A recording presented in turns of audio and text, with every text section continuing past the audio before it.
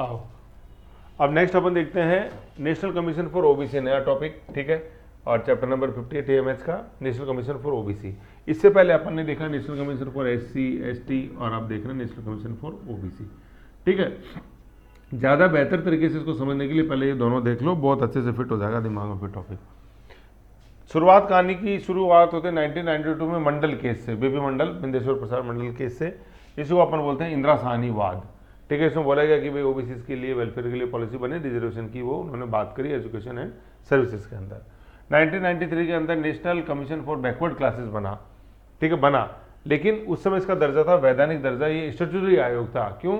क्योंकि संसद ने कानून के द्वारा बनाया, सुप्रीम कोर्ट ने आदेश दिया, संसद ने बनाया, तो एक वैधानिक था, स्टैट्यूटरी, ना कि कॉन्स्टिट्यूशनल, कॉन्स्टिट्यूशनल बॉडी नहीं था। मतलब अब इसका मतलब क्या हुआ, जब ये कमीशन अस्तित्व में आया, national commission for backward classes, ये किस तरह का था? ये वैधानिक था, स्टैट्यूटरी था, ना कि कॉन्स्टिट्यूशनल। कॉन्स्टिट्यूशनल तो बाद में बनेगा 2018 में, 102 कॉन्स्टिट्यूशन अमेंडमेंट से आगे मैं बताऊंगा अभी आपको ये, ठीक है ना।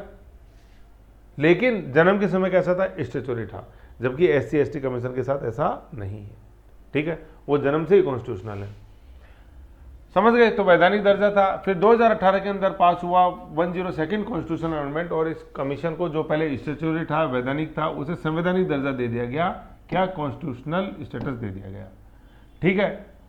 तो इसका इंपैक्ट क्या पड़ेगा? यही आईएएस मेंस के अंदर आया, अभी अपन आगे देखेंगे, ठीक है ना। यहां से देखो एक बहुत ही अच्छा कॉन्सेप्ट अपने को समझने को मिलता है कि क्या, कि दो चीजें। एक चीज तो ये कि कोई भी इंस्टीट्यूशन जो स्टैट्यूटरी होता है, वैधानिक होता है, उसे कॉन्स्टिट्यूशनल संवैधानिक बनाने की प्रक्रिया क्या है, इसके अंदर क्या क्या स्टेप्स लगते हैं। मेंस में क्वेश्चन आया, ठीक है, उस साल मेंस में मैंने पहले इसको बताया भी था, जब ये हो रहा था 2018 में, तो मुझे पता था ये क्वेश्चन 100% पूछा जाएगा। अब देख लो आया ना वैसे इस तरह से, बिकॉज क्या होता है, करंट में जो इवेंट चलते हैं ना, वही सब मेंस के क्वेश्चन बनते हैं, ठीक है ना। तो यूपीएससी तो बहुत ज़्यादा प्रिडिक्टेबल है, बशर्ते क्या है, आप एक वो बाज वाली निगाहें बनाए रखो पैटर्न के ऊपर सब, ठीक है। तो एक तो ये, फिर दूसरा कि कॉन्स्टिट्यूशनल स्टेटस अपन ने दे दिया, तो इसका इंपैक्ट क्या पड़ेगा, इसका इंपैक्ट क्या है, प्रभाव क्या है, ये समझ गए, ऐसा है, ठीक है। तो ये दोनों क्वेश्चन आए, ये बार बार पूछे गए, तो अपन आगे ये पीटीओ आगे चर्चा करेंगे इस पर क्या हुआ। यहां तक अपन ने क्या समझा कि 102 कॉन्स्टिट्यूशन अमेंडमेंट, 102 कॉन्स्टिट्यूशन अमेंडमेंट से जो चीज संवैधानिक स्टैट्यूटरी थी, वो सॉरी जो सांविधिक, जो वैधानिक या सांविधिक थी, वो संवैधानिक कर दी गई, कॉन्स्टिट्यूशनल कर दी गई। कॉन्स्टिट्यूशन करेंगे तो कोई आर्टिकल से इंसर्ट करना पड़ेगा, तो आर्टिकल अपन इंसर्ट किया 338B। तो सर यहाँ इसका मतलब ये हो गया सर, 338 पढ़ा अपन ने national commission for SC, 338A पढ़ा अपन ने नेशनल कमीशन फॉर एसटी, अब अपन आ गए नेशनल कमीशन फॉर ओबीसी। आगे कि नहीं आ गए? ऐसे अब याद कैसे रखेंगे अपन? ओ बी सेकंड अल्फाबेट है, तो बी सेकंड अल्फाबेट से क्या ध्यान रह जाएगा अपने? 102।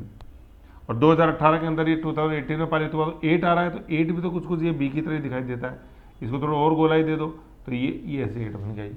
देखना पड़ेगा कि क्वेश्चन सही करना है, तो बाकी तो मर्जी आपकी है, लोकतांत्रिक देश के नागरिक हैं, सुनो सबकी, करो मन की, ठीक है। तो आर्टिकल 338B बहुत इंपॉर्टेंट पार्ट, वही part 16 special provision related to certain classes, special provision है ना। फिर संरचना, ये सारे यहाँ तक के बिंदु सेम है जो पहले पढ़े, इसलिए मैंने बिड़ते ही बोला था पहले इसको समझने के लिए प्यारे बच्चे वो पढ़ लो, ठीक है। तो क्या संरचना? वही 1+1+3, एक अध्यक्ष, एक उपाध्यक्ष और 3 मेंबर। नियुक्तिकर्ता पांचवा कौन? राष्ट्रपति। सेवा शर्तें राष्ट्रपति डिसाइड करता है, ना कि पार्लियामेंट। फिर कार्यकाल 3 साल का, रीअपॉइंटमेंट के लिए पॉसिबल है, मैक्सिमम 2 बार रीअपॉइंटमेंट हो सकता है, कि मेंबर वापस मेंबर बन सकता है, मेंबर चेयरमैन बन सकता है, चेयरमैन वापस चेयरमैन बन सकता है, डिप्टी चेयरमैन वापस बन सकता है, डिप्टी चेयरमैन बन सकता है, ऐसे। तो 2 बार टेन्योर पॉसिबल है ना। सदस्य के रूप में रह गया, उपाध्यक्ष के रूप में रह लिया, उपाध्यक्ष या सदस्य वापस बन सकता है, ऐसे। फिर प्रतिवेदन किसको देते हैं? ये राष्ट्रपति को देते हैं, और राष्ट्रपति उसको संसद में रखवाता है, ठीक है। ये राष्ट्रपति की जो अपन ने कार्य पावर देखी थी, उसमें मैंने चीजें बताई थी, ठीक है। अब है ना, ये तो ये आगे समझे 102 कॉन्स्टिट्यूशन अमेंडमेंट। अब अभी तक का देखो तो जो लेटेस्ट कॉन्स्टिट्यूशन अमेंडमेंट है वो है 105वां संविधान संशोधन, ठीक है, 2021 का, ठीक है। आज जैसे अपन 2024 में पढ़ रहे हैं, तो अभी तक जो कॉन्स्टिट्यूशन अमेंडमेंट हुआ है, ठीक है, इसके बाद एक और हुआ है 106 अपने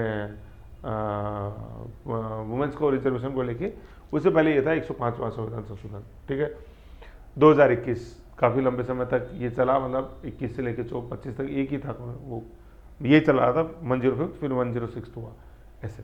ठीक है। तो ये पीटी वगैरह में खूब आया है 105th कॉन्स्टिट्यूशनल अमेंडमेंट किससे संबंधित है, तो ये नेशनल कमीशन फॉर ओबीसी से है। लेकिन आपने देखा वो तो पहले ही बन चुका था सर, कब 2018 देखा ना, अभी मैंने याद नहीं करा 2018 के अंदर, और मैंने बताया बी मतलब टू मतलब ये 102, और देखो ये इधर भी 102 दिखाई दे रहा है ना, 102 उल्टा पड़ा अपन ने, ठीक है। तो उसमें तो कॉन्स्टिट्यूशनल स्टेटस मिल गया था। ये क्या चीज़ है फिर, ये क्या भला है 105वां संविधान संशोधन, ये तो 102वां है, 3 4 5 ये 5वां क्या भला है सर 2021 वाला, ये भला है कि देखो सुप्रीम कोर्ट ने ऑर्डर दिया है, पहले ये देखो यहाँ पढ़ो आप, supreme court judgment in 2021 which empowered only the state government for identification. देखो ये कहता है, मैं आपको समझाता हूँ कि क्या था, नेशनल कमीशन फॉर ओबीसी बन गया, तो एक जहन के अंदर आएगा नेशनल कमीशन फॉर ओबीसी है ना, ये national commission for OBC, national commission for backward classes है actually, national commission for backward classes, ठीक है। तो जब ये कमीशन ऑफ कॉन्स्टिट्यूशन स्टेटस मिला तो ऐसा माना गया कि पूरे देश के अंदर कोई क्लास बैकवर्ड क्लास है या नहीं है, इसका डिसीजन लेने का जो ताकत है या शक्ति वो सिर्फ इसी नेशनल कमीशन के पास है, स्टेट कमीशन के पास नहीं है, ठीक है, ऐसा माना गया। और सुप्रीम कोर्ट ने भी ऐसे ही बोला 2021 के अंदर, क्या बोला कि has empowered only the central government for identification, मतलब केंद्र सरकार ही national commission for backward classes के माध्यम से बैकवर्ड क्लासेस की पहचान करेगी, यस नो करेगी उस बारे में, ऐसा सुप्रीम कोर्ट ने भी बोला, ठीक है। तो सरकार ने देखा ये तो पूरे देश पे बड़ा लंबा चौड़ा मामला हो जाएगा, तो स्टेट कमीशन को भी ऐसा अपन को पावर देनी चाहिए, तो वो पावर देने के लिए कॉन्स्टिट्यूशन अमेंडमेंट किया गया 105th, और इस 105th कॉन्स्टिट्यूशन अमेंडमेंट ने ये जो सुप्रीम कोर्ट का डिसीजन था उसको अनल्ड कर दिया, नल एंड वॉइड कर दिया, समझ गए। तो सुप्रीम कोर्ट के डिसीजन के अगेंस्ट में सरकार ने बनाया कानून, कोई कानून बनाना तो सरकार का काम है, ऐसे, ठीक है ना। देखो 22 वर्षा चलता है भाई, लोकतंत्र के 3 स्तंभ है अपने, लेजिस्लेटिव मतलब एग्जीक्यूटिव, लेजिस्लेचर और जुडिशरी, ठीक है। लेजिस्लेचर ने जो कानून बनाया उसको जुडिशरी निरस्त कर सकती है, national judicial appointment commission NJAC. Judiciary ने जो कानून बनाने का निर्देश दिया है, जो जजमेंट में बोला, उसको लेजिस्लेचर दरकिनार कर सकती है, जैसे यहाँ अपन ने देखा, ठीक है ना, ऐसे है। तो ये चेक एंड बैलेंस चलता रहता है पूरा। और एग्जीक्यूटिव में तो काउंसिल ऑफ मिनिस्टर, प्रेसिडेंट सब आते, मैंने बताया था आपको, उन पे लेजिस्लेचर निगाह रखती है, कैसे इम्पीचमेंट से हटा सकती है, vote of no confidence ministers को हटा सकती है, ऐसे, ठीक है। तो ये चेक एंड बैलेंस मैंने समझाया हुआ पूरा पार्ट 5 के अंदर। तो ये 105th कॉन्स्टिट्यूशन अमेंडमेंट 2021 ये स्टेट में जो बैकवर्ड कमीशन हैं, नेशनल लेवल पे तो national commission for backward class है, स्टेट लेवल पे और होते हैं ये इनकी ब्रांचेस। तो ये जो है 105th कॉन्स्टिट्यूशन अमेंडमेंट ये एम्पावर करता है स्टेट कमीशंस को, किसके लिए, कि आप आइडेंटिफिकेशन कर सकते हो बैकवर्ड क्लासेस का, ठीक है। ये दायित्व केवल सेंट्रल गवर्नमेंट का ही नहीं है, ये आपका भी, आप कर सकते हो, ठीक है। तो यही इसने बोला कि सूची किसकी, सूची बना सकता है कौन, स्टेट मतलब state social and economic backward classes की बना सकता है, स्टेट लेवल के जो कमीशन है वो भी, state commission for backward classes वो, ठीक है ना। ये बिना आयोग से परामर्श के national commission for backward classes है ना, बिना उसके परामर्श के बना सकता है, SCBC socially and educationally backward classes. फिर क्या है, टू रिस्टोर, मतलब इस कॉन्स्टिट्यूशन अमेंडमेंट के बारे में बात है, to restore the power of the state government to identify other backward classes, मतलब स्टेट गवर्नमेंट को एम्पावर करता है, ठीक है। जहाँ आयोग बने हुए हैं जिन राज्यों के अंदर, इस आयोग के माध्यम से राज्य सरकार पहचान करे बैकवर्ड क्लासेस की, जहाँ आयोग नहीं है वहाँ अपने लेवल पे राज्य सरकारें पहचान कर सकती हैं बैकवर्ड क्लासेस की। कहने का मतलब नेशनल स्तर पे जो national commission for backward classes है उससे परामर्श करना जरूरी नहीं है राज्य सरकारों का, समझ गए, इतनी चीज़ है ये social and educationally backward classes की पहचान करने के लिए। फिर दिस अमेंडमेंट कौन सा, 105th constitution amendment 2021 annulled the Supreme Court judgment of 11th May 2021 which has empowered only the central government for such identification। समझ गए, अब राज्य सरकारों को भी पावर दे दी गई है, ठीक है ना। तो इसमें राज्य सरकार के साथ साथ बाद में आप बोल सकते हो राज्य सरकार जो काम करती है ये जिन राज्यों के अंदर state commission for backward classes है उनके माध्यम से करती है वो काम, और जहाँ नहीं है वहाँ केवल राज्य सरकार कर सकती है, ऐसे। तो राज्य सरकार वाला कॉन्सेप्ट इसमें इंपॉर्टेंट है, ठीक है। मंत्रालय कौन सा है, वही जो नेशनल कमीशन फॉर एससी है, ministry for social justice and empowerment, और एसटी कमीशन किसके अंडर में है, मिनिस्ट्री फॉर ट्राइबल अफेयर्स, ऐसे ध्यान देना है, समझ गए। तो यहाँ पर ने 2 कॉन्स्टिट्यूशन अमेंडमेंट देख लिए, क्या भाई, ऊपर तो देखा था अपन ने 89th, यहाँ अपन ने कब देख क्या कॉन्स्टिट्यूशन स्टेटस के बारे में अपने देखा, कौन सा कॉन्स्टिट्यूशन अमेंडमेंट, अपने 102nd कॉन्स्टिट्यूशन अमेंडमेंट 2018, ठीक है। SC/ST का जो अलग हुआ था that is 89th constitution amendment 2003। इनको अलग अलग ध्यान रखो, बिल्कुल दिमाग में फिट रखो, नहीं तो गड़बड़ हो जाएगी। 89th कॉन्स्टिट्यूशन अमेंडमेंट 2003 से क्या हुआ था, दोनों अलग अलग हुए, SC/ST अलग अलग हुआ, ठीक है। फिर अभी अपन पढ़ रहे थे 102nd कॉन्स्टिट्यूशन अमेंडमेंट 2018, इसमें national commission for backward classes को कॉन्स्टिट्यूशनल स्टेटस दिया गया।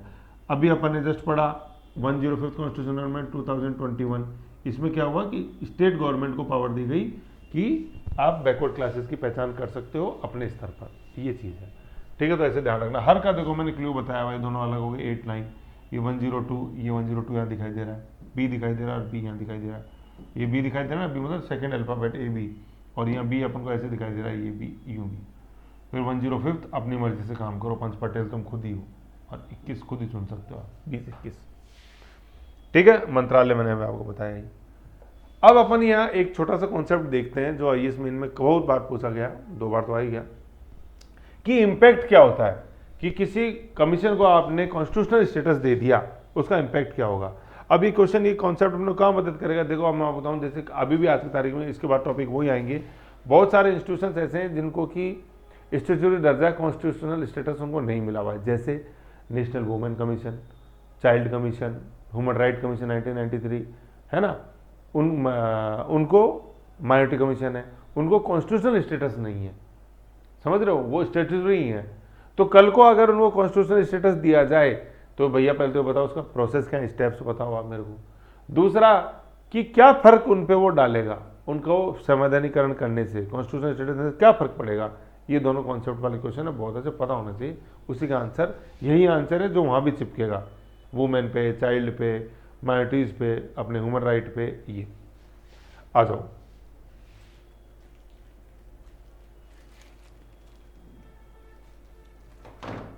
ब्लड नहीं, चलो इम्पैक्ट। तो सबसे पहले अपन देखते हैं क्या इसमें लिखा हुआ है, एक बार मैं थोड़ा सा इसको अपन को, क्योंकि माइक्रो के रूप में नहीं है, मैं बता देता हूँ क्या है। Declaring the national commission of backward classes as a constitutional body through 102nd constitutional amendment 2018, inserting article 338A and 342A, transformed a statutory body into statutory body with limited advisory power into a body with authority similar to National Commission for Scheduled Caste and Scheduled Tribe। ऐसे एक चीज़ और मैं बताऊँ आपको, जब मैंने national commission for SC बताया था तब भी मैंने बताया था कि 1999 के अंदर अपन ने देखा, सॉरी अभी अपन ने मंडल आयोग देखा, और फिर अपन ने देखा कि भाई इसको 1993 के अंदर इसका गठन किया गया अलग से। उससे पहले इसको कौन संभाले हुआ था, OBC वाले वेलफेयर वाले इशू को नेशनल कमीशन फॉर SC के पास ही ये इशू था, मतलब वेलफेयर का जिम्मा बैकवर्ड क्लासेस का, ठीक है ना। तो मैं नेशनल कमीशन फॉर SC बताया था, मैंने उसमें बताई थी ये चीज़।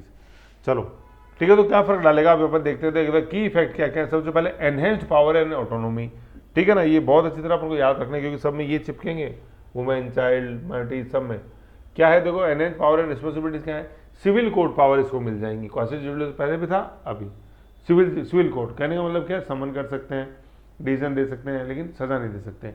NCPC has now the authority of civil court while investigating complaints regarding the deprivation of rights and safeguards of SEBC, socially and educationally backward classes.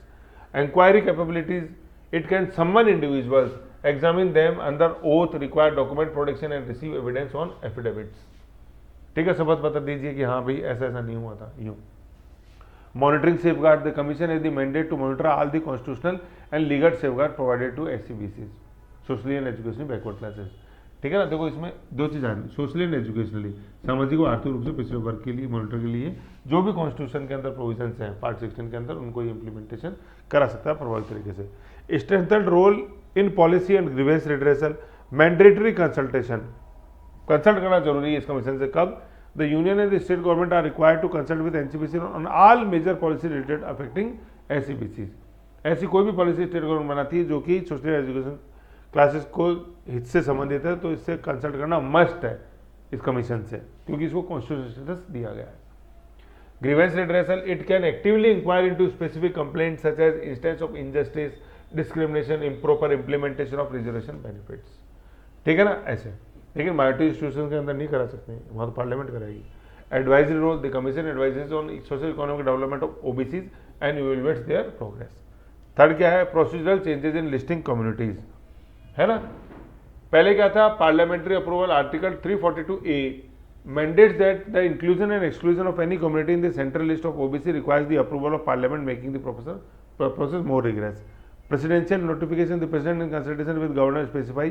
देखो ये बिल्कुल वैसा ही है जैसे SC ST डिक्लेरेशन की बात होती है, ठीक है, ST को जैसे डिक्लेयर करने की बात होती है पार्लियामेंट करती है, ठीक है, बाय लॉ, और प्रेसिडेंट उसको यस करते हैं।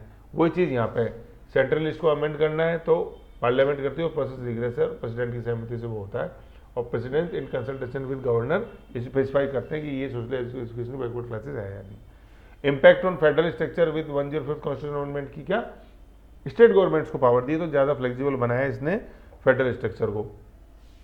क्या लिखा हुआ initially the 102nd constitutional amendment created confusion about whether the state retain the power to identify their own backward class, जैसे मैंने भी बताया।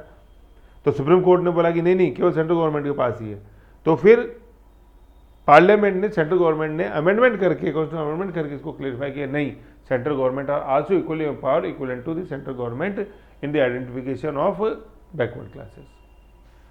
The 102nd Constitution Amendment Act 2021 clarified that state government possesses the power to maintain their own state specific list of socially and educational backward classes.